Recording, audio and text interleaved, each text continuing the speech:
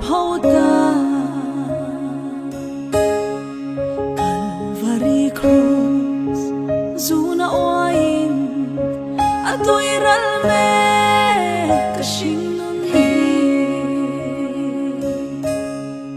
Umpil kong dan, Zo katumpam, Cross hun ea, Kakal ngamalong, Kachut hun rin, Gang sang berbo, Min pe chim sa, Tuar na rume, Min fan zau ne, Kalay rilahi, Kapang auro, Rum ka siya tu, Van kwa le tu, Oh, mi chan tir tu, Kafak ning long se, Ka cham dam tu, Kibik ram ne, Apal silo, Chui lo kor fuan, Min sing tira, Nun to, Lovin min tua, Kabo bil tu, Apal silo, Min fan zau ne, Kalay rilahi,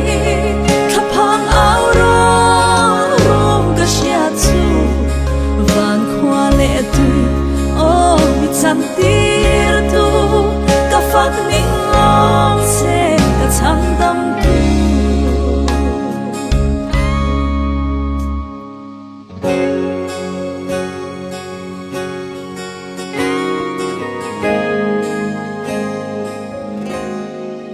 Hoi kirin kos, Lam ithirang, Shing nun kove, Zuna oai tin, Thon ram shin, Mi leng ram zon, Zon na ram re, A om silo, Min fan zau ne, Kalay rilahi, Kapang auro, Rum ka siya tu, Van kwa le tu, Oh, mi chan tir tu, Kafak ning long se, Ka cham dam tu.